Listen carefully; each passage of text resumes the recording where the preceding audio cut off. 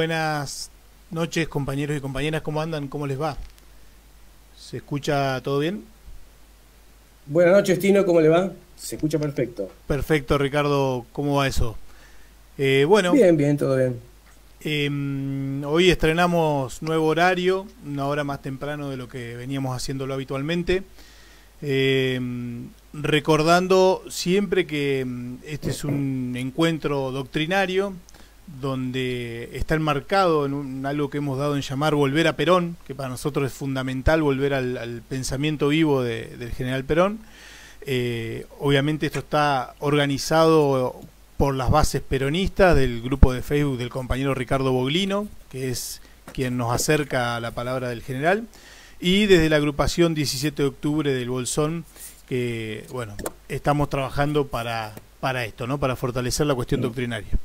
Esto está saliendo en vivo por Facebook Live, el encuentro es a través de Google Meet y después se sube a YouTube y a eBooks como podcast para que todos puedan acceder al material cuando lo crean necesario y puedan difundirlo. En el encuentro de hoy teníamos los temas de... es el sexto encuentro de Doctrina para Todos y teníamos el tema de el pueblo y económicamente libre, esos dos temas, ¿cierto, compañero? Sí, Tino.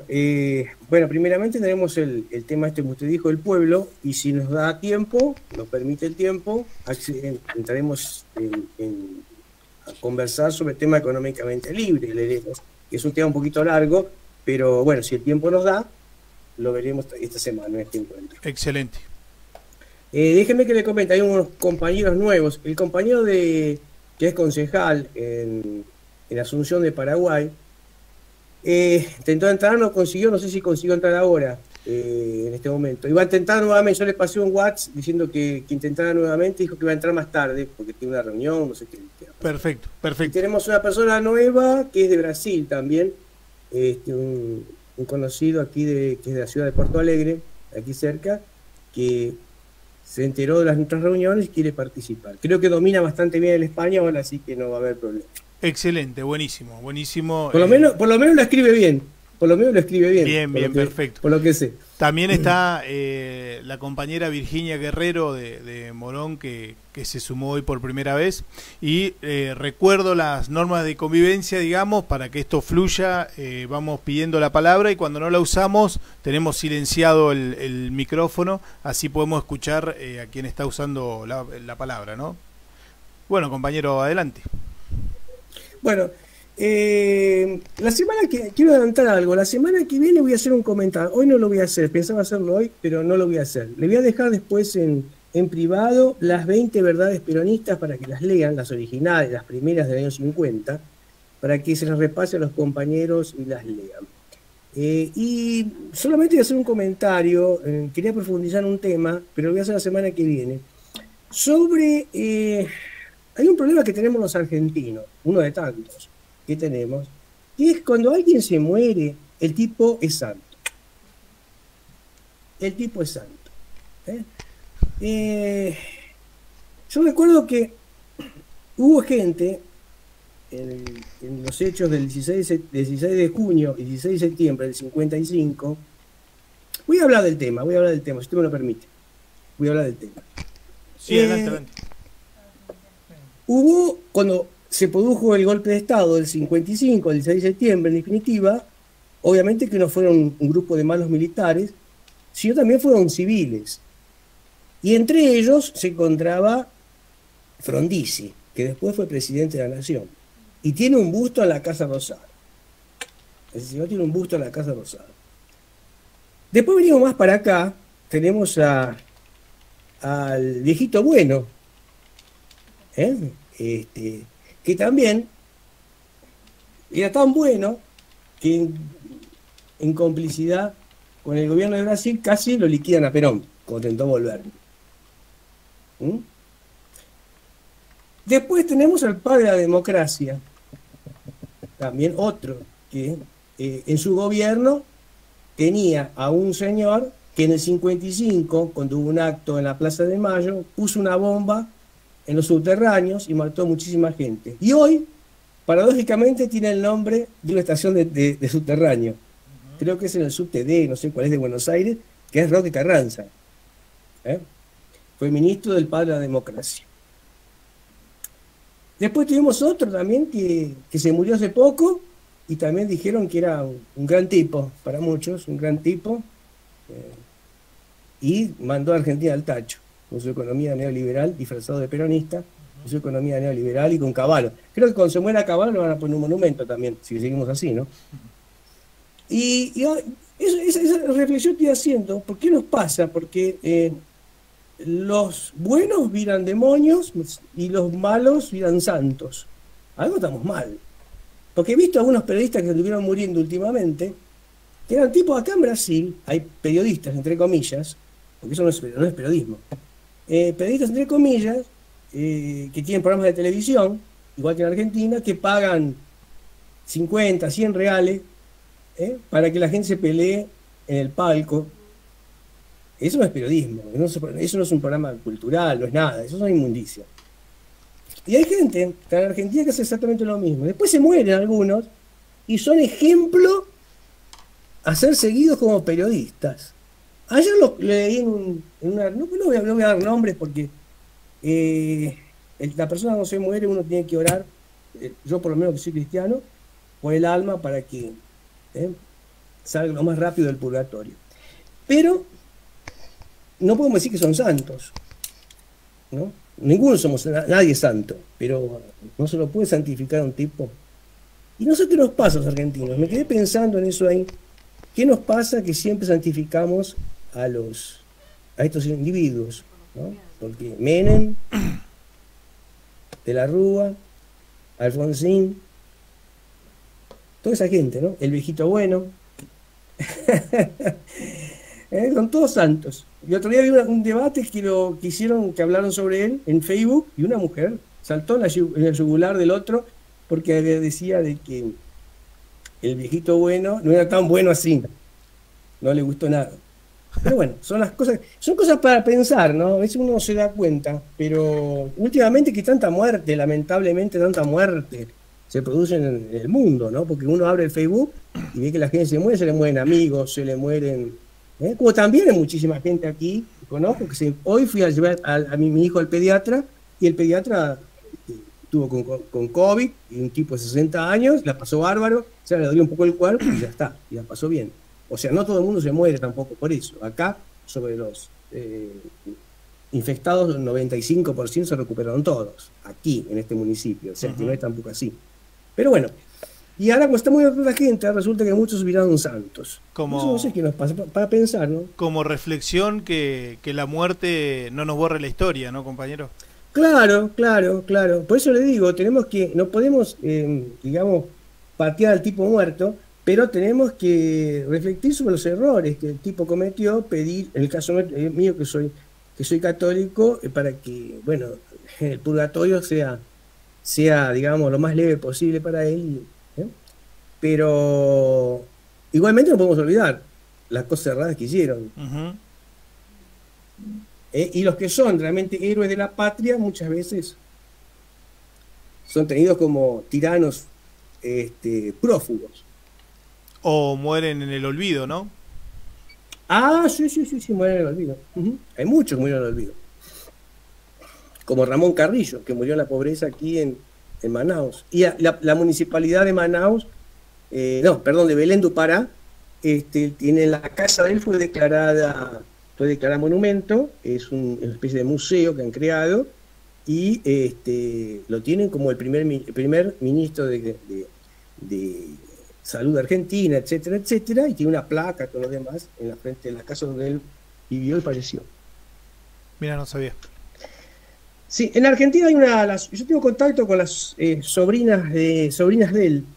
Tengo contacto con señoras ya mayores que tienen un instituto, Ramón Carrillo, que está ahí en el barrio de Palermo, y que estaban luchando para conseguir hacer una compilación de los que Carrillo produjo para Argentina, y no consiguen que nadie lo apoyara.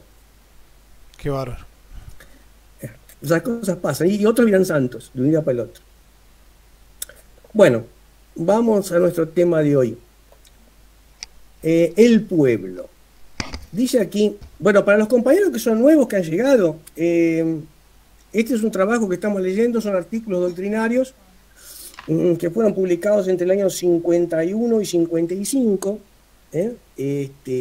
una compilación que yo he hecho de estos artículos en formato de libro, son 2 tomos, son artículos doctrinarios de que se llamaban Doctrina para Todos, y ahí le pusimos el nombre al libro, respetando Doctrina para Todos. Así que aborda muchos temas, en lo político, en lo económico, en lo cultural, etc. Así que vamos con este tema, el pueblo. Dice, demasiado frecuentemente hablamos del pueblo sin que sepamos definirlo muy exactamente. Todos, sin embargo, sentimos y sabemos qué significa pueblo. En esta modesta sección, que se honra de ser doctrina para todos, vale decir doctrina para el pueblo, trataremos de ponernos de acuerdo acerca de la palabra pueblo dentro de la doctrina y de la realidad peronista que sentimos, practicamos y vivimos. Cuando 500.000 de argentinos se reúne en Plaza de Mayo, como el 28 de septiembre o el 17 de octubre, todos sabemos y sentimos que eso es el pueblo. Pero nadie hubiese dicho lo mismo cuando el 12 de octubre de 1945 la Plaza de San Martín se llenó de niñas y niños bien. Ellos, en cambio, la oligarquía, para diferenciarse, para probar o mostrar su situación de privilegio sobre la inmensa masa de los que no privilegiados, nos llamaron de chusma y descamisados. No nos dijeron pueblo, pero esta palabra ha adquirido últimamente cierto raro prestigio a raíz de la propaganda de la democracia yanqui y de la democracia, entre comillas, todo esto, soviética. Pero tan sustancialmente se identifican descamisados y pueblo que, cuando ellos creyeron haber creado un nuevo insulto, llamándonos descamisados, resultó que nosotros lo recogimos como un alto elogio. Hoy nos preciamos de ser descamisados, vale decir, de ser pueblo. Indudablemente, todo lo dicho en los puntos anteriores nos lleva a definir en la masa humana 2 sectores. Uno pequeño, muy pequeño, la oligarquía. Uno grande, inmenso, casi tan grande como la humanidad, el pueblo. Enseguida nos preguntamos, ¿qué es la oligarquía? ¿Qué es el pueblo? Sobre esto queremos ponernos en claro. Y como conviene que lo hagamos porque somos pueblo y porque nuestros adversarios son oligarquía. Hay que conocer quién son amigos y quién es necesario combatir.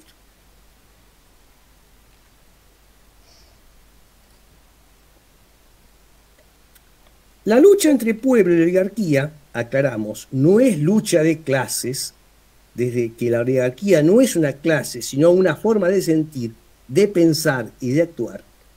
Y el pueblo es una clase social, ya lo veremos. Si la conjugación armónica de los distintos grupos de hombres, llámense clases si se quiere, de la sociedad humana. La oligarquía es una forma de sentir, de pensar y de actuar que utiliza las fuerzas materiales, morales y aún espirituales como instrumento de explotación del pueblo. De allí que la oligarquía sea causa de la lucha de clases. Luchar contra la oligarquía no significa enfrentar a una clase social, sino una manera de sentir, pensar y actuar contraria al pueblo. La solución del problema de la oligarquía no está en la muerte de los oligarcas, sino en su conversión al pueblo. Esto será muy difícil para algunos rezagados, vestigios de nuestra caduca oligarquía, pero a nadie le está vedado convertirse en pueblo.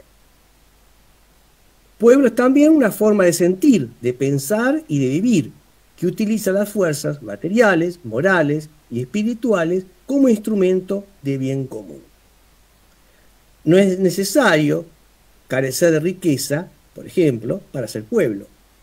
Se puede ser rico y ser pueblo, incluso ser descamisado o chusma, según el lenguaje de la oligarquía.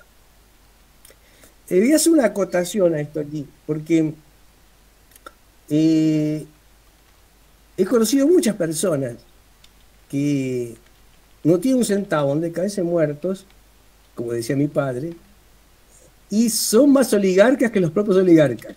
O sea, desprecian de tal manera al pueblo, que son, diría yo, hasta peor que los oligarcas. Hasta peor. Bueno, dice, parece raro, ¿verdad? Y sin embargo, es así. Hay una condición: no utilizar la riqueza como instrumento de explotación ajena. Pero no solamente eso, no basta todavía. Para ser pueblo, siendo rico, es necesario que la riqueza sea usada como instrumento de bien común, de solidaridad, de fraternidad. ¿Acaso no aceptamos nosotros como pueblo a ciertos hombres ricos, extraordinariamente ricos, que han convertido su riqueza en fuente de bienestar social, trabajo, fábricas humanas, en empresas de bien común, etcétera? Bueno, un caso que podemos citar para los compañeros que son más jóvenes, el caso de Dodero. Dodero era un tipo, un empresario, uno que fundó la Marina Mercante en Argentina, junto con Perón, obvio, y era un hombre inmensamente rico. Sin embargo, era un descamisado. Tampoco se excluye del pueblo a los intelectuales, a los profesionales, a los militares, a los altos funcionarios del gobierno, al clero, siempre que la fuerza material, moral y espiritual que ellos posean sea utilizada para el bien común, con el sentido fraternal y solidario del pueblo. En cambio, puede no ser pueblo quien, careciendo de toda fuerza, siendo pobre, por ejemplo, ambiciona el poder para explotar a sus hermanos, los demás hombres y mujeres, la comunidad social. Más o menos lo que estábamos diciendo antes, ¿no? Adviértese el profundo sentido constructivo de la concepción justicialista del pueblo. Compárase con las concepciones que se disputan el dominio del mundo. Y estamos hablando del marxismo y el neoliberalismo. El capitalismo, que explota a la inmensa masa de hombres por medio de un grupo de privilegiados que poseen todo el poder económico, ante cuyo becerro de oro se rinde el poder político y aún el poder espiritual. El comunismo, que con el pretexto de la lucha de clases auspicia la dictadura del proletario, una sola clase de hombres que exige la previa destrucción del resto, pero que en la realidad auténtica del Soviet, por ejemplo, no es otra cosa que la explotación de una inmensa masa humana por una pequeña minoría dueña del Estado. Y ya habíamos visto eso en el curso que hicimos en los primeros encuentros, ¿no? Cómo se definía al capitalismo de Estado, por decirlo de alguna forma, ¿no? Que era la Unión Soviética, etc. Esa visión del marxismo, ¿no? En ambos casos, capitalismo y comunismo destruyen lo que es fundamentalmente espíritu del pueblo: solidaridad, bien común, fraternidad. El justicialismo sostiene un concepto positivo del pueblo en cuyo seno podrían encontrarse todos los hombres y mujeres de buena voluntad. Hombres y mujeres despojados del egoísmo, que es el primer enemigo de la justicia y el más enconado enemigo de la solidaridad, del bien común y de la fraternidad. El capitalismo, por el camino de la explotación del hombre, condujo al comunismo. El comunismo, por el camino de la lucha de clases, conduce a la explotación del hombre. El justicialismo, por el camino de la justicia y del amor, conduce al mundo hacia la hermandad de los pueblos. Vale decir, que lleva de la mano a la humanidad para que se encuentre consigo misma por primera vez. Esta es la definición que tenemos sobre el tema de pueblo. ¿Alguna pregunta? ¿Algún compañero quiera, mientras yo me tomo un agua, A ver, algún compañero o compañera quiere hacer que no haya entendido, alguna alguna pregunta? reflexión. Eso, una reflexión. No, parece que fue clara la cosa porque no hubo comentarios, ¿eh? Ahí estamos intentando solucionar un problema con la conexión que tiene el compañero Rabí. ¿Qué pasó? ¿Se colgó la conexión de él? De él sí no escucha el sonido, así que acá le voy a mandar el link de vuelta Ujú. y ahí así se desconecta y se vuelve a conectar. Bien. Si yo le había pasado el enlace hoy, cuando conversamos de tarde. ¿Podemos continuar entonces? Vamos a Adelante, continuar adelante. entonces con Económicamente Libre, a ver si conseguimos terminar, porque es un tema bastante largo, pero bueno, de repente, a ver, yo que lo conseguimos hacer, sí.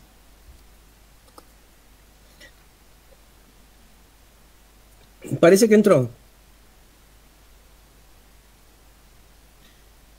No, ahí está probando, me parece que se va a desconectar y va a volver a entrar para poder Bien. ver si el audio se le activa de vuelta.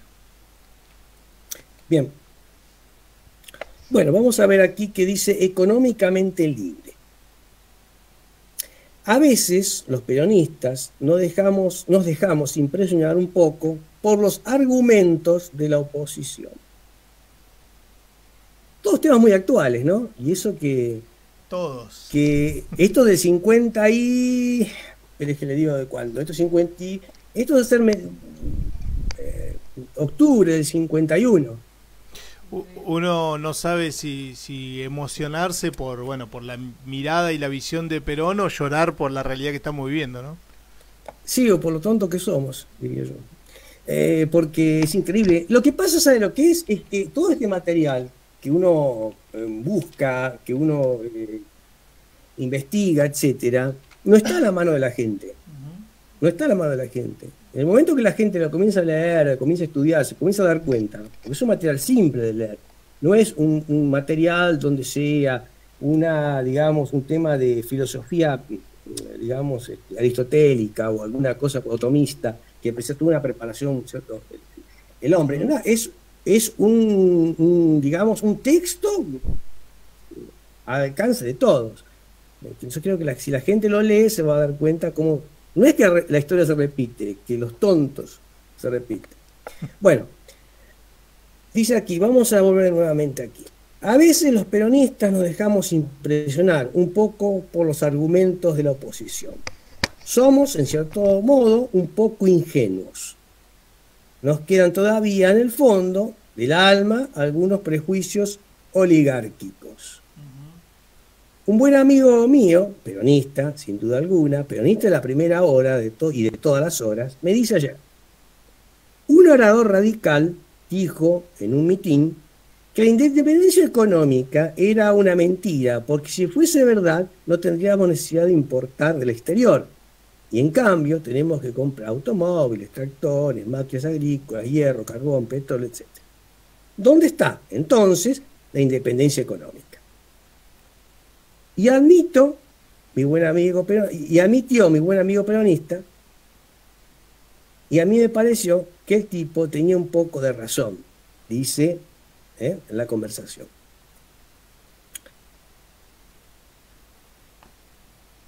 ¿No ve que somos ingenuos todavía por no decir tontos o algo más? Creemos con demasiada facilidad a esos sofistas del oligarquismo. En realidad, no pensamos que esa gente se ha pasado la vida hablando. Y claro, saben hablar, hablan elocuentemente. Le dan vuelta a la mentira tan hábilmente que la mentira parece verdad y la verdad parece mentira. Y aquí hay una nota, que yo la incluí, que define lo que es un sofista. Dice, sofistas se llamaba en la antigüedad helénica a ciertos intelectuales con pretensiones de filósofos que se las ingeniaban para presentar la mentira convertida en razones tan lógicas que resultaba difícil distinguirla de la verdad. Ahora los sofistas se llaman radicales, socialistas, comunistas, etc. Los demócratas progresistas y los conservadores van en el etcétera. Bueno, seguimos con la independencia económica. Decía el orador radical que la independencia económica es cuento peronista porque todavía no hacemos tractores, automóviles, máquinas agrícolas, etc. A primera vista, el argumento parece irrebatible, sin embargo, es fácil de destruir. Yo pregunto, ante todo, una cosa. ¿Qué significa ser económicamente libre? Significa lo mismo que las naciones que para las personas. Una nación, como una persona, es económicamente libre, o sea, independiente, cuando no depende económicamente de nadie, en forma absoluta.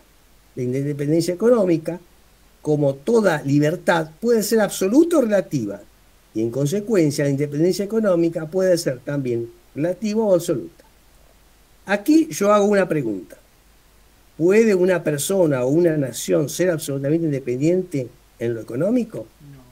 Indudablemente que sí, pero es muy difícil, casi imposible. Para un país ser absolutamente independiente en el orden económico, debe constituir él mismo una unidad económica. En primer término, vale decir que debe ser un país que produzca y elabore todo lo que sus habitantes necesitan para vivir dignamente. Sin embargo, aún así, aun cuando un país produzca todo lo que necesita, la independencia económica no puede ser absoluta. Si ese país le sobra producción y necesita exportarla, porque en ese caso ya dependerá de quién la compre. Estados Unidos, por ejemplo, necesita clientes para su enorme producción industrial. Si no tiene clientes para sus automóviles, heladeras, artefactos eléctricos, maquinarias, etc., la mitad de sus habitantes no tendrían trabajo. Por eso lo importante cuando uno no es importar, o sea, es importar, como se decía en la época de Perón, lo que se necesitaba, no importar indiscriminadamente cualquier cosa. Porque cuando uno importa cualquier cosa, está generando empleo afuera. Entonces, esa no es la idea. Tenemos que generar empleo para otra gente. O sea, agregar valor, colocar valor agregado a las cosas, a lo que uno produce. Uno produce un tomate, bueno, transformémoslo en dulce, transformémoslo en salsa, transformémoslo en cualquier cosa. Ahí le agregamos valor agregado y tenemos empleo. Si lo exportamos, vamos a tener que comprarlo y lo vamos a pagar bien más caro. Estados Unidos, en ese sentido, depende de sus clientes, y allí que, teniendo necesidad que le compren su exceso de producción, haya creado en el mundo su imperio económico. Los gobiernos que están detrás de la cortina del dólar deben comprar, por eso, automóviles y heladeras, aun cuando sus respectivos pueblos padezcan hambre. Para todas estas razones, perfectamente lógicas, puede ya deducirse que la independencia económica absoluta es prácticamente imposible. Por otra parte, y siguiendo con el ejemplo de Estados Unidos, el país que suele ser señalado como más libre económicamente, el capitalismo, cuyo gobierno es el dinero, gobierno internacional, ha sometido prácticamente al gobierno de Washington, cuya dependencia de Wall Street es archiconocida en el mundo entero.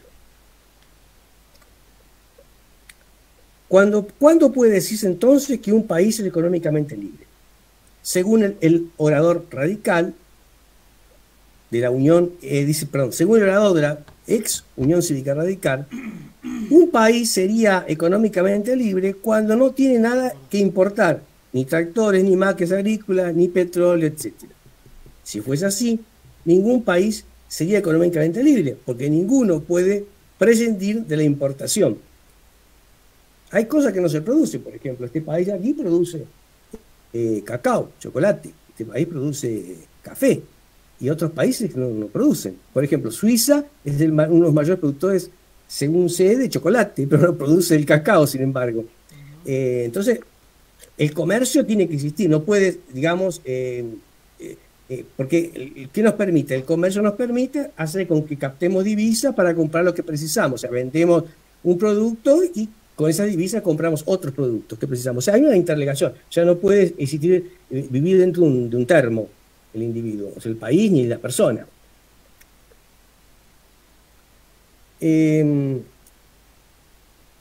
Estados Unidos, por un poco de tungsteno y de otro poco de berilio, tiene agentes distribuidos en el mundo entero, agentes capaces de hacer inclusive varias revoluciones por día.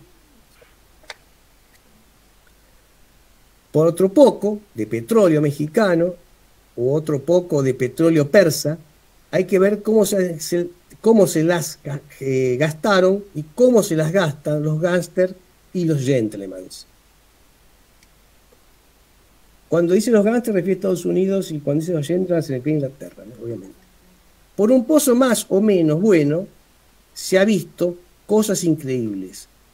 Que un gángster se disfrace de gentleman y que un gentleman se disfrace de gángster. Cosas del mundo en que vivimos. Vestido de rojo y amarillo. Desecho el argumento radical, argumento de comité, vamos a decir cuánto un país es económicamente libre. Cuando un país es económicamente libre. Lo mismo que las personas, cuando tiene todo lo que necesita para vivir dignamente. Tener todo lo que necesita no significa que la despensa ha de estar llena, ni se ha de producir todo lo que se consume. Significa más bien, en cambio, tener capacidad de poseer en el momento preciso que todo lo que es necesario para vivir dignamente. Teníamos antes de Perón esa capacidad de posesión libre, la tenemos ahora. Antes, cuando éramos económicamente sometidos, también comprábamos tractores y camiones y también vendíamos trigo, igual que ahora, pero lo que ganábamos vendiendo no alcanzaba para pagar lo que precisábamos importar, era aquello que estábamos diciendo antes. Sin embargo, vendíamos más que ahora y comprábamos menos. Producíamos mucho más trigo que ahora y no gastábamos tantas divisas en equipos industriales, máquinas agrícolas, material ferroviario, petróleo, etc. ¿Por qué, sin embargo, ahora somos económicamente libres y antes no? La razón es simple. Antes vendíamos a un solo comprador de quien dependíamos, que nos hacía comprar donde quería. Por eso compramos caro y vendíamos barato. Ahora vendemos a quien se nos da la gana y al precio que nos conviene. Y compramos donde queremos y donde nos resulta más económico. Para que esta reforma fuese realidad absoluta, Perón tuvo que hacer lo siguiente, entre otras cosas. Nacionalizar el comercio de importación y de exportación. Comprar los ferrocarriles, crear la segunda marina mercante del mundo, nacionalizar los seguros y reaseguros, nacionalizar el Banco Central, etc. Por eso, ahora, si los ingleses compran carne, bien. Y si no, no se cierran los frigoríficos, porque la carne argentina es conducida en barcos argentinos a cualquier parte del mundo. En términos menos doctrinarios, ya no tenemos patrón, la estancia nuestra, perdón. Quedan todavía algunos peones con alma de esclavos que animan al patrón porque les unta a veces los bolsillos con algún dólar o alguna libra esterlina. Pero cada vez son menos. Algunos se van convirtiendo, otros se han ido a Uruguay. Los demás se van muriendo de a poco. Ese es el tema de hoy. ¿Alguna duda? ¿Quieren que repita alguna cosa que no se ha entendido? Compañeros, compañeras, ¿alguna consulta? Y mientras volvemos al tema que sale constantemente en la doctrina, que es el equilibrio, ¿no? Ah, sí.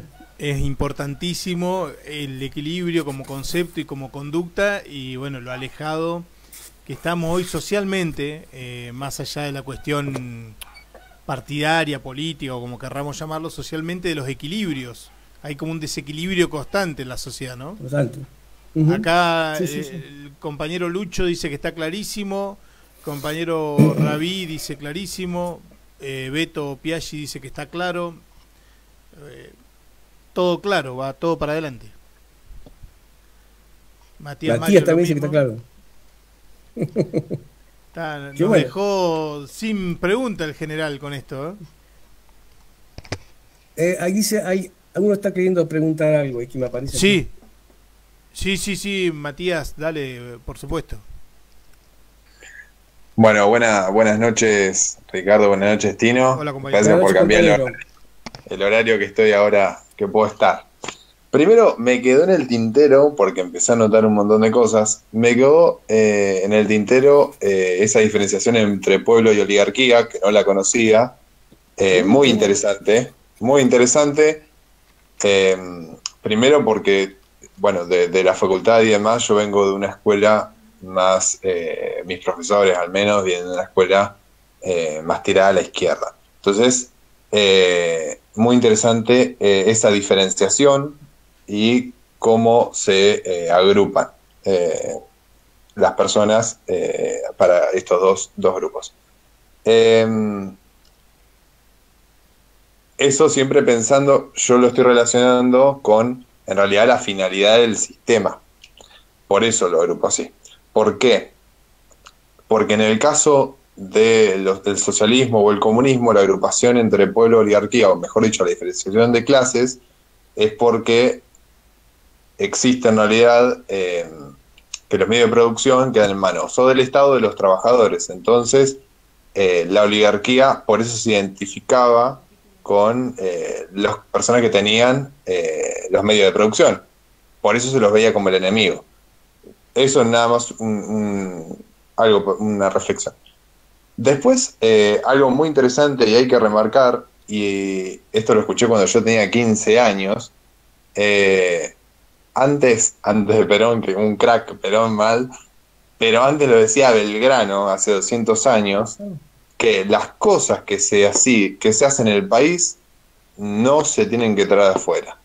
Las cosas que no se pueden producir en el país se tienen que traer de afuera, y las cosas que se empiezan a producir en el país, las que se traen de afuera se le tienen que poner un impuesto. ¿Para qué? Para que justamente el consumo interno elija entre el producto nacional que no tiene un impuesto más barato que el producto que viene de afuera. Entonces vos inclinás tu consumo para el producto interno, mejorando esa industria y generando más empleo. Eso es uno. Después la independencia con respecto a la importación, muy interesante ese punto, pero yo lo que veo ahí es una posible solución, y es en la rebaja de horas de trabajo. ¿Por qué? Porque si bien, como vos dijiste y explicaste muy bien, el problema estadounidense, que hoy en día tienen otro problema, porque todas esas industrias que tenían en los años 40, 50, 60, las mandaron afuera, tanto a China o a India, en lo que es industrial como telecomunicaciones. Hoy en día tiene el problema de que justamente no tienen esas industrias y se le está disparando la tasa de desempleo. Pero yo lo que veo es que en la rebaja de horas, ¿por qué la rebaja? Explico antes otro tema. La tecnología hoy en día no se está utilizando en favor o en la felicidad del pueblo. ¿Por qué? Porque está en manos de estos oligarcas que lo que hacen es tratar de sacar el máximo rédito económico, producir lo más posible y explotar lo más que se pueda al pueblo. Yo creo que ahí es donde tenemos que invertir esa carga, que la tecnología se utilice a nuestro favor, que la robotización se utilice a nuestro favor. ¿Por qué? Porque hoy en día, con la tecnología que tenemos, producimos 10, 100, 200 veces más de lo que se producían hace 50, 60, 70 años. Más allá de que ese es un problema del sistema en general, del sistema capitalista, que es voraz. Ese por un lado. Y, A ver qué sigo, pues tengo todo anotado en una listita. Y después, bueno, comparto también de que es casi imposible llegar a una independencia absoluta, pero sí que es sumamente necesario tratar de lograr lo más rápidamente posible una independencia que, al menos alimentaria y energética, para garantizar niveles de vida y mínimos, o sea, mínimos.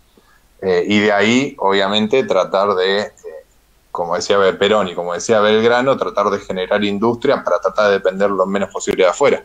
Porque también está atado con otro nuestro, que es la independencia económica y la soberanía política. Porque vos cuanto menos independiente económicamente sos, menos soberano políticamente sos. Y después, sumamente importante lo de la balanza comercial, esto de poder exportar más de lo que uno importa. Tener una balanza comercial favorable es sumamente interesante porque entra más de lo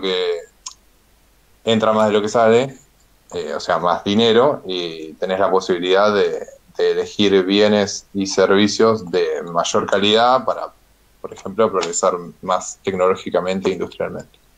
Y ahí cierro todo y la nacionalización del comercio exterior. Importantísimo. Importantísimo. Pero bueno, nada, eso. Se me está riendo Tino porque dije todo lo que no dije en otro encuentro. No, muy bien, compañero, muy bien. Ricardo, ¿te parece si Sí. podés releer la frase a la que hizo alusión el compañero Matías al inicio? ¿La recordás, Mati, cuál era exactamente? Porque ¿Cuál así, era la frase de qué parte? ¿No? Porque... La de pueblo, el pueblo Ah, el versus pueblo. la oligarquía. Sí. El pueblo. pueblo Sí, versus aquí. oligarquía. Sí, pero ¿a cuál parte era la definición? Ah, no aquí dice había acrecentado una cosa que el compañero habló sobre el comercio exterior. Lo importante de controlar la importación-exportación es que no haya una importación depredatoria, o sea, que depreden nuestros empleos. Porque yo recuerdo perfectamente en algunos años donde las personas echaban a los empleados, tenían una secretaria y un par de personas más trabajando e importaban todo de afuera. Entonces, porque era fácil, no tenía que luchar con los empleados, decía, etcétera, etcétera. No importaban todo lo que era porquería. Después, y lo importaba generalmente a precio de banana. Y después, claro, una vez que destruyeron definitivamente la industria, el precio sube. Acá le doy un ejemplo. Voy a dar dos ejemplos acá de Brasil. El primer ejemplo, hoy lo comentaba con un argentino que vive en Porto Alegre, y le decía, vos viste en los años que estamos, yo hace 30 años que estoy acá, nunca escuché hablar de préstamos de Brasil constantemente como Argentina, con la banca internacional, con el fondo, etcétera. No se habla de eso. O sea, yo creo que si los hay, son mínimos. Bueno, el otro punto ahora se me escapó, que iba a comentar sobre un tema ese que estaba hablando del comercio exterior. Bueno, cuando recuerda, les comento. Bueno, vamos a buscar la frase que decía aquí el compañero. Aquí dice, cuando 1 millón de argentinos se reúnen en la Plaza de Mayo, como el 28 de septiembre o el 7 de octubre, todos sabemos y sentimos como eso es el pueblo. Pero nadie hubiera dicho lo mismo cuando el 12 de octubre de 1945 la Plaza San Martín se llenó de niñas y niños bien. Por lo contrario, cualquiera, entre ellos mismos seguramente, se hubiese ofendido si alguien se hubiese atrevido a llamarlos de pueblo. ¿Es por ahí? Lo que quería... ¿Es por ahí? Ellos, en cambio, la oligarquía, para definirse, para probar o mostrar su situación de privilegio sobre la inmensa masa de los no privilegiados, nos llamaron de chusma o descamisados. No dijeron pueblo, porque esa palabra ha adquirido últimamente cierto raro prestigio a raíz de la propaganda de la democracia yanqui, la democracia soviética. O sea, son democracias donde se hace lo que el gobierno quiere o lo que manda los de arriba, ¿no? En Estados Unidos, los empresarios son los que mandan, en realidad, como bien lo dice acá, Wall Street y toda esa especulación, esa es la que manda, ¿no? Y en la Unión Soviética, bueno, lo que mandaba el Estado y se acababa. Pero tan sustancialmente se identifica descamisados y pueblo que, cuando ellos creyeron habernos creado un nuevo insulto, llamándonos descamisados, resultó que nosotros recogimos como un alto elogio. Hoy nos preciamos de ser descamisados, vale decir, de ser pueblo. Indudablemente, todo lo dicho en los puntos anteriores nos llevan a definir en la masa humana dos sectores. Creo que es ahí donde se refería el compañero. Un pequeño, muy pequeño, la oligarquía. Un grande, inmenso, casi tan grande como la humanidad, el pueblo. Enseguida nos preguntamos, ¿qué es la oligarquía? ¿Qué es el pueblo? Sobre esto queremos ponernos en claro. Y conviene que lo hagamos porque somos pueblo y porque nuestros adversarios son la oligarquía, o son oligarquía. Hay que conocer quiénes son amigos y a quienes es necesario combatir. La lucha entre el pueblo y la oligarquía, aclaremos, no es una lucha de clases. Desde que la oligarquía no es una clase, sino una forma de sentir, de pensar y de actuar. Y el pueblo no es una clase social, ya lo veremos, sino la conjunción armónica de los distintos grupos de hombres, llámese clase si se quiere, de la sociedad humana. La oligarquía es una forma de sentir, de pensar y de actuar que utiliza las fuerzas materiales, morales y aún espirituales como instrumento de explotación del pueblo. De allí que la oligarquía sea causa de la lucha de clases.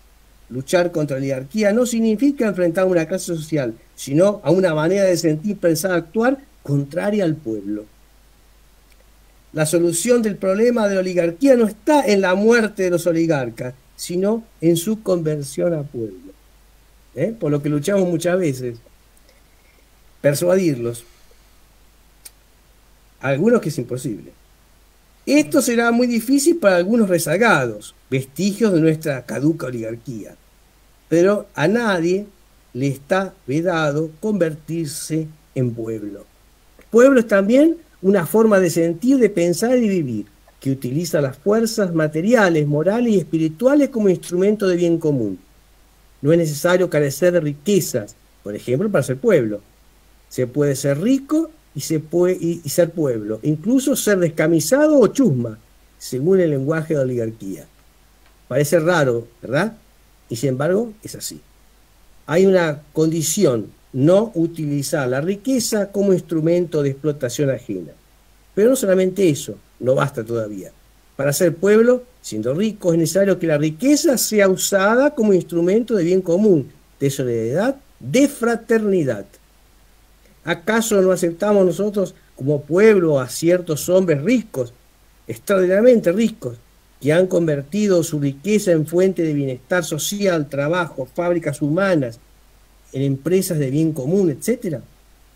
Tampoco se excluye del pueblo a los intelectuales, a los profesionales, a los militares, a los altos funcionarios del gobierno, al clero, siempre que la fuerza material, moral y espiritual de que ellos posean sea utilizada para el bien común con el sentido fraternal y solidario del pueblo.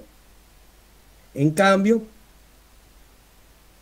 careciendo de toda fuerza, siendo pobre, por ejemplo, ambiciona el poder para explotar a sus hermanos, los demás hombres y mujeres, la comunidad social. Creo que era por ahí, ¿no? Sí, exactamente eso, clarísimo y espectacular. Sí, no, lo define perfectamente, ¿no? No hay cómo errarle. Por eso, como le decía antes, lo importante es conocer. Vuelvo a reiterar siempre, algunos dicen, pero eso es del año 50. Y sí, pero es abrevar en la fuente de la inspiración, las definiciones.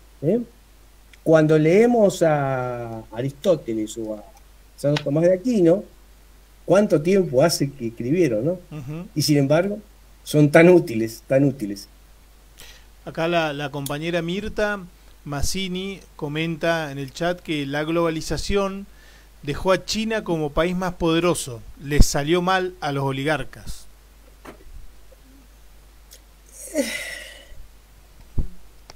Yo no sé, China, hay que analizarlo bien el tema de China, ¿no? Porque una cosa era cuando estaba Mao Zedong, que se le plantó a los yanquis y a los rusos. Porque ya hablamos de ese tema, ¿no? Ya hablamos de ese tema que había en ese entonces una especie de nacionalcomunismo. Perón lo dice en la hora de los pueblos. Un nacionalcomunismo en Yugoslavia. Eran países que se le habían plantado al imperio soviético, ¿no? Se le habían plantado, más allá del nombre de los partidos políticos que gobiernan, no importa. Porque en Argentina en un momento se planteó el socialismo nacional cuando fue la época de la guerra. Y no se implantó ese nombre porque obviamente iba a dar un conflicto tremendo, ¿no? Si ya como justicialismo de un conflicto, imagínense con ese nombre, ya no se invadían directamente. Tendría que ser más allá del nombre de los partidos políticos. Sí, en los hechos, digamos. Claro, al hombre no se lo juzga por lo que dice, sino por lo que hace. Y los hechos de, por ejemplo, de Josip Broz Tito, en lo económico, bueno, en lo económico era una economía, tenían una economía totalmente cooperativizada. Y mantenían federados 5 países, una federación de 5 países. Y tiene una economía floreciente. Ahí, hasta que llegaron los americanos y tácate. Ahí Mirta comenta ahora sobre el tema, dice que ahora los más rezagados actúan muchas veces como oligarcas y media clase media argentina votó a Macri y a Bolsonaro. Sí. Sí, Bolsonaro. Sí, el tema ese de Bolsonaro. Sí, lo que pasa es que Bolsonaro, eso yo lo advertí antes de las elecciones de Bolsonaro. Yo le dije a mi señora, me parece a mí que Bolsonaro va a secar a la derecha liberal conservadora, la va a secar. ¿Por qué? Porque los candidatos en ese momento de la partidocracia, digamos por decirlo de una forma para identificarse, de centro derecha, eran todos los mismos que estaban dando vueltas, José Esquerra, Fernando Enrique, todos aquellos tipos que ya estaban recontraquemados. Por el otro lado teníamos la izquierda, que venía con el aborto, ideología de género, con todo eso venía arrastrando, y la gente no lo quería tampoco. Entonces, usted ve que la izquierda siempre aquí fue un 23%. Medio parecido con los números de la izquierda argentina. Es un 23%, siempre fueron. Lo que pasa es que se aliaron para llegar al poder con el liberalismo y los empresarios. Después tuvieron que pagar los favores y todo lo demás. Cuando la clase media, queriendo subir, apoyó a la izquierda, obviamente la izquierda ganó. Pero después, cuando comenzó con todos esos problemas de la ideología de género y o sea, el marxismo cultural en general, el aborto y todo ese tipo de cosas, la clase media, la gente que no se identifica con el marxismo y sí se identifica de repente con una situación económica, le sacó el apoyo. Y ese apoyo lo captó Bolsonaro. Y toda la derecha quedó seca. Y la izquierda quedó con el 23% tradicional, que siempre fueron. Acaparó toda aquella gente que venía de un lado y que venía de los que rechazaban la derecha caduca, aquella derecha tradicional, y se apoyaban en la izquierda, y que se cansaron. Y después los que estaban siempre en la derecha, bueno, comenzaron a votar a Bolsonaro como una salida. Porque Bolsonaro combatía todo eso, el aborto. Gracias a Dios aquí el aborto no se implantó. Mire que yo no tengo nada que ver, no me interesa Bolsonaro. Pero hay muchas cosas, mucha pavada que se habla por ahí. Por ejemplo, la Red Globo, una de las que más golpea a Bolsonaro. ¿Bolsonaro por qué? Porque el gobierno federal le sacó el apoyo de la pauta publicitaria. Y se la sacó por un sencillo motivo. La Red Globo era la primera en audiencia y la tercera ahora. Entonces le sacaron la parte de la pauta, la perdió. Y ellos están enloquecidos por ese tema. Son enloquecidos. Y por ese motivo están dando palos. O sea, hasta lo que hace bien lo hace mal. Ya sabemos cómo es eso, ¿no? Eso lo hicieron con Perón, la prensa, la Nación, el Clarín, que fue creado. Pero no es el Clarín actual, el Clarín aquel de aquella época. Sí, fue creado para ¿no? Eso. El Clarín de aquella época. El Clarín de aquella época era un Clarín, bancado por Estados Unidos, ¿no? en la época, y no nos olvidemos que por más que los americanos se digan, dicen de que los demócratas son medio marxistas, así que... Claro. Bueno, ahí el compañero Lucho comenta, y lo que pasa es que la gente se asqueó de la izquierda. Miren lo que ocurrió en Ecuador recientemente. Sí, se asqueó de la izquierda porque nosotros tenemos una tradición que la gente se la quiere hacer olvidar, que es una tradición, aunque el tipo no vaya a misa, pero es católico de tradición. Aquel católico así, por no conocer la doctrina, pero es católico por familia. Pero cuando comienzan a hablar con temitas determinados, ahí la gente va para atrás. Ven lo que pasó en Argentina, fue un ejemplo eso ahí, lo que pasó en Argentina, la gente va para atrás. La gente va para atrás, se asusta. ¿Me entiende? Y son pequeños grupos que gobiernan. Porque vea usted, la izquierda es pequeña en todo el mundo, pero consiguen hacer tanta presión, se confabular con todos los sectores que consiguen llegar al poder de esa forma. Son pequeños. Es una especie de oligarquía. Son pequeños. Dice la compañera Mirta, dice, yo creo que lo que se mantiene más firme son los oligarcas, con algunos matices y distintos títeres a la cabeza, pero siempre con su manejo económico y político, sí. Claro, porque tienen la plata, es simple. Igual que uno está viviendo con el viejo en casa, no labura y quiere ser independiente, el viejo lo tiene agarrado con la tarjeta de crédito. ¿Entiendes? Es lo mismo. Ahí es el cohete. Ni lo deja trabajar tampoco. Como el caso nuestro, nosotros estamos con la tarjeta de crédito del viejo y no lo dejan trabajar tampoco. Entonces, ese es el problema. Es lo que también, esto de que planteaba el general de la sinergia internacional, ¿no? Ahora cada vez más concentrado el poder económico y más internacional que nunca, porque ahora es imposible identificar un poder económico con una territorialidad. Están ahí. No existe más, no existe más. Eso complejiza también la problemática. O sea, nunca tuvieron patria, pero ahora más todavía, ¿no? O sea, se ve más claro. Porque fíjese usted, en la época de Guerra de Malvinas, Shell era una compañía inglesa. Automáticamente pasó a tener sede en Ámsterdam, fue holandesa, de un día para el otro. Sí. ¿Para qué? Para vender petróleo, para seguir los negocios, para hacer en Argentina. Obvio, entre otras cosas. Entonces ellos se cambian de camiseta porque no tienen patria, no tienen bandera. Ahí la compañera Mirta dice, pero nosotros tenemos la mejor doctrina, deberíamos crecer mucho más, no necesitamos financiación. No, claro que no, pero hay que comenzar por leer las 20 verdades. Compañero Fernando, ¿querés hacer un comentario? Hola, buenas noches. Sí, ¿Cómo andás? Bienvenido. Sí, gracias.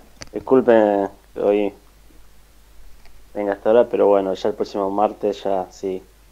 Está grabado, cuando quiera asistirlo después lo grabado. Bien, sí, no, le quería hacer un comentario acerca de lo que decía, porque me hizo acordar a algo que hablé el otro día con un amigo que es liberal y no tocaba mucho el tema de la política y todo, pero bueno, sabemos más o menos la posición de cada del otro, ¿no? Es un punto en el que me dice, no, pero el tema es que yo no creo en el concepto de patria. Bueno. Claro, y ahí me gustó porque yo creo que en el límite, si uno es coherente con la teoría liberal, llega a ese punto. Sí. Llega a ese punto, o sea, no porque lo piensan desde, o sea, lo que prima ahí es la libertad. Total. Más allá sería un nihilismo. Bueno, no, creen en el ideal de la libertad, ¿no? Y que va más allá de cualquier patria, porque bueno, es un concepto, lo piensan como concepto fronterizo y bla, bla, bla, bla. Y me parece que ese es un buen punto como para criticar el liberalismo. Hay un montón, igual. Yo creo que hay un montón. Estoy escuchando muy buenas críticas del nacionalismo hacia los liberales, cada vez más. Por ejemplo, el otro día hablaban una sobre la libertad como como medio, ¿no? Porque a los liberales les cuesta mucho definir la libertad. Siempre te hablan de... Claro, claro. Te la hablan de manera negativa, o sea, ¿qué no es la libertad, no? Ellos Bueno, quieren en fin. libertinaje y desenfreno. Eso es lo que quieren. Claro, claro, pero ¿para qué? Entonces... Para oprimir al otro. Porque el pescado más, Mm. más grande se le come al chiquitito. eh, Para mm, eso. Ya Perón lo explica. mm. Bueno, en fin, era eso. Compañero Lucho, ¿querés hacer un comentario o querés comentarlo, eso que escribiste, compañero? Sí, buenas noches. Bienvenido, Fernando. Siempre un gusto tenerte acá. Eh, Gracias, compañero, gracias. a mí se me hace parte de lo que estábamos hablando recién, y voy a hablar en criollo para que se entienda. Perdón, voy a usar esta expresión, pero no sé cómo decirla. El piojo resucitado Ah, está bien, perfecto. que se cree más. Yo porque vengo del palo liberal y era lo que siempre discutía con algunos se quedaron amigos, otros no, los mandé al mástil del barco. Pero bueno, sí, porque había una rama liberal, por ejemplo, que apoyaba a Seinelin, y yo le decía, bueno, está bien, porque Seinelin era patriota, era un nacionalista, y otra rama liberal que no. Ahora, yo a la que no, les planteo lo siguiente, le digo, ¿ustedes bancan a Ronald Reagan? Sí, por favor, Ronald Reagan, derribó el muro, patatín, patatán. Bueno, perfecto, le digo, pero Ronald Reagan era contra repro americano. Sí. Bueno, ¿ustedes bancan a Margaret Thatcher? Sí, porque bueno, era recontra pro inglesa. Entonces, ¿de qué me están hablando? ¿Qué? Claro, entonces las primeras potencias pueden ser liberales y nacionalistas y nosotros no. Entonces, ¿en qué quedamos? Porque no se entiende. ¿Está seguro que digamos, los principios que las potencias liberales esgrimen son principios filosóficos, se pueden decir de alguna forma, para nosotros, pero no para ellos? Claro, tal cual. Haz lo que yo digo y no lo que yo hago. Claro, justamente, porque cuando Inglaterra, en la primera revolución industrial, hablaba de liberalismo, para hablar de liberalismo para los otros, para ellos no, nadie le vendió un clavo a ellos. Sino que hacían en la India, para no tener concurrentes, le rompían los dedos a los tejedores, para no tener competencia. ¿Qué le parece? Sí, totalmente. Y no fue a uno, ni fue a dos, no sé cuánta gente el gobierno y las empresas inglesas mutilaron. Ahí el compañero Matías Mario quería hacer otro comentario. Yo voy a dar una opinión personal, porque la verdad es así. Pasa que tanto el liberalismo como, vamos al otro extremo, el socialismo, son, o pregonan, mejor dicho, sistemas internacionalistas. Claro. Ahí tenés una gran diferencia, para empezar. Claro. Son diferentes. Son sistemas mundiales. Y después por el otro, más que nada, y apoyando, a ver, esta doble vara con la cual se juzgan los liberales, porque, como decía el compañero Luciano, defienden a Reagan, defienden a Thatcher, pero los liberales, la libertad que específicamente defienden es la libertad económica, pero de puertas para afuera. Porque si vos vas a Estados Unidos es recontra proteccionista, o vas a Trump es recontra proteccionista. Al Reino Unido con Thatcher, recontra proteccionista, decía, es más, euroescépticos, nosotros en la Unión Europea no queremos estar, nos quita el trabajo, tenemos que mantener a todo bajo. O sea, la libertad económica es cuando les favorece a ellos, después, ni mo. Entonces, nada, eso. Quería hacer. Y otra cosa, compañero, hay un tema que usted tocó. Al ser internacionalistas, ellos no tienen un perfil particular para cada pueblo. Ellos tienen que imponer aquel sistema de la única forma es por la fuerza, porque no respetan las particularidades, que respetan el nacionalismo en el caso. Porque el justicialismo es un nacionalismo. Entonces, digamos, tiene grandes líneas de pensamiento que son aplicables a cualquier pueblo, pero con las particularidades y adaptaciones necesarias. El internacionalismo no, el internacionalismo viene por la fuerza, o sea, con un soldado, con un fusil o cualquier otro mecanismo que oprima al individuo. Si no lo entiende por las buenas, lo entiende por las malas. ya lo dijo, no sé qué fue el presidente que dijo eso, ¿no? El presidente de Argentina, que le gusta que lo entiendan por las buenas, porque son por las malas, una cosa así. Vi un comentario el otro día. Pero bueno, antes lo decía Maquiavelo, o sea, Maquiavelo, sí, hay claro. una guía en la cual justamente a los gobernantes, cuando conquistan nuevos territorios, hay una guía de cómo mantener el poder, porque si vos querés aplicar tu propia filosofía de una, lo único que vas a encontrar es rebelión. Entonces, ¿cómo tratar de congeniar las costumbres locales con el poder que vos querés imponer y diferentes formas de hacerlo? O sea, Maquiavelo hace, nada, 600, 500 años, o sea, una locura. Sí, y los romanos que decían, para mantener el control dentro de lo que era el imperio, había que tener una sola moneda, un ejército poderoso y una sola lengua. ¿Y qué está pasando hoy en día? Bien, ¿Quién tiene el ejército poderoso? ¿Quién tiene una sola lengua? Intenta implantarle. Y como es, y una sola moneda. Por ahora, ¿no? ahí el compañero... Y la lengua... perdón, Matías, no, adelante, por favor. No, y lo de la lengua es súper importante, porque es justamente el colonialismo cultural. Claro, si vos le robás la cultura, o tratás de borrar o eliminar el concepto de patria, son mucho más dominables.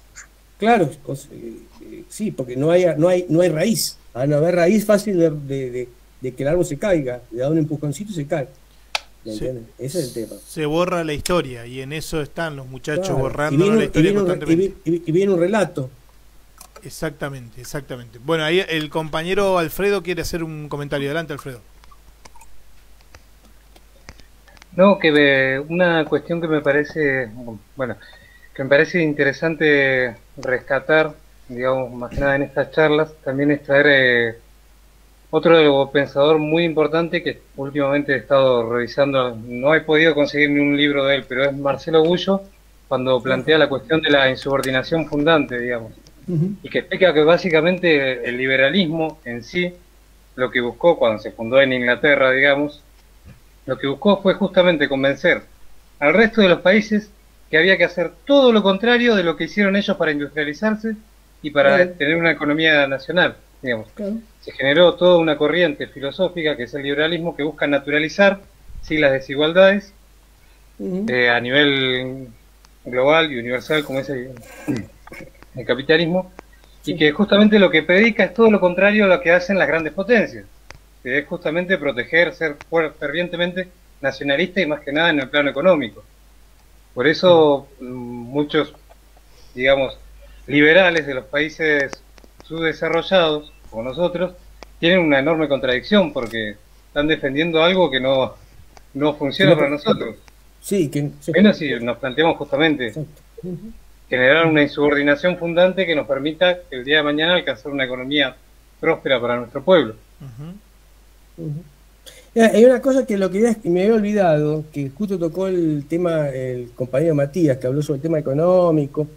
Hay una cosa importante, que el problema social, decía Perón, se resuelve desde el punto de vista económico. Pero ante todo hay que resolver el problema político.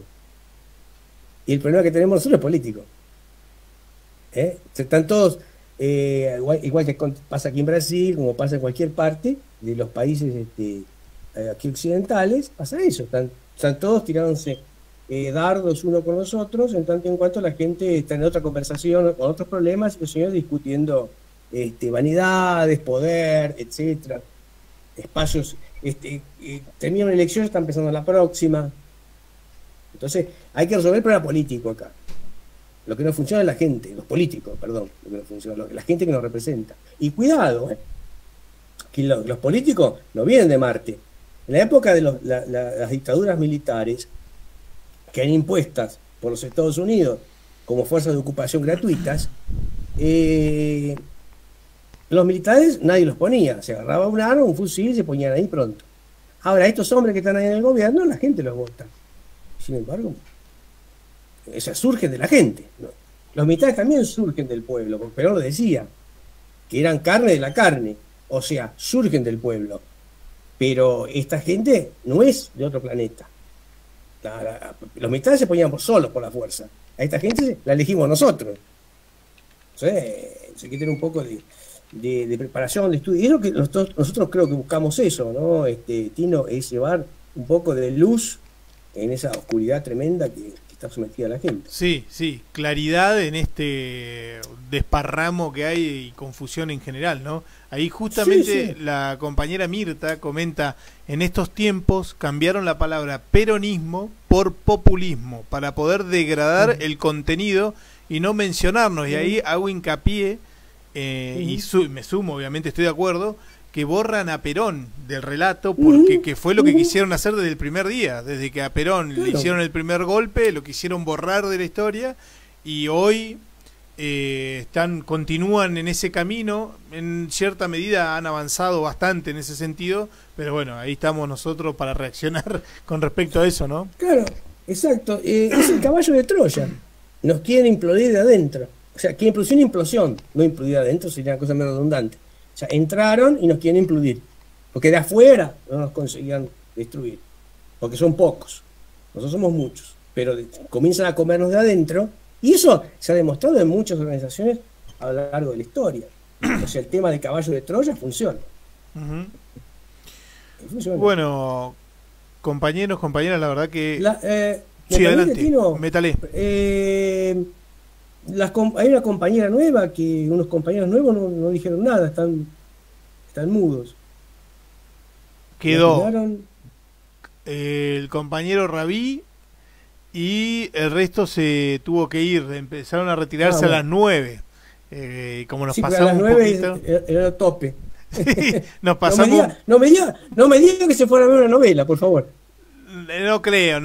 No. Ahí una compañera me escribió por WhatsApp comentándome que tenía que atender a sus familias y que no podía. Claro, y está bien. Bueno, está disculpada, está perdón. Y a Fernando que nos atrase más para la próxima reunión. No, Fernando hoy media nota tiene. Nobleza obliga, Fernando había avisado el compañero. Ah, bueno, está bien. Ahora después le mando en privado las 20 verdades originales, sin deturpaciones, sin manoseos, las originales, para que las vayan como tarea para la semana. Excelente, ahí yo tengo los WhatsApp ya de todos los compañeros y compañeras, los que se sumaron ahora, así que todos van a recibir en breve, cuando termine la reunión ahora, el material ese. Y acá Fernanda, mi mujer, comenta que ella también está yendo y viniendo justamente por el tema de la organización familiar, ¿no? Claro, si llega la hora, ¿no? Y entonces comienza el movimiento. Hay que atender a las criaturas porque si no se comen hasta la mesa. Que tienen hijos, o sea, así. Bueno, compañeros, la verdad que un encuentro espectacular. Nos vemos el próximo martes. Queda a las fijo, 20. Exacto, queda fijo el horario, 20 horas. 20 horas. 20 horas y como siempre nos vamos escuchando la marcha y mientras se despiden los compañeros por el chat. Una cosita más quiero presentar. Sí, adelante. En el canal Las Bases Peronistas, el canal en YouTube, hay muchísimo material también para ver de la comunidad organizada por el compañero Roberto Zurra, que es profesor, y hace unos comentarios, unos 10 episodios de 4 o 5 minutos hablando sobre la comunidad organizada. Y el discurso académico de general en la íntegra, es el único que está en la íntegra, remasterizado por el Congreso de la Nación. Me lo pasaron hace ya un par de años que lo tengo y lo transformamos en MP4 para poder subirlo en YouTube. Está espectacular, imperdibles. Sí, la verdad que bueno, varios compañeros y compañeras ya han accedido al material ese y todos hemos quedado encantados de escuchar al general una larga hora con la comunidad organizada. La verdad que espectacular el material ese, compañero, que compartiste. Sí, y después si uno lo puede leer, le ayuda más a la comprensión. Sí, escuchar totalmente. General, la clase y después leerlo y hacer el deber de casa es fundamental porque da una agilidad mental a uno. Y los tonos del general, que son importantes también, ¿no? Sí, es imperdible, no hay desperdicio. Bueno, compañeros, compañeras, nos despedimos como siempre con la marcha. Mil gracias. El próximo martes, de vuelta a las 20 horas con el mismo link. Y ahí nos encontramos, ¿sí? Un abrazo enorme. Peronista.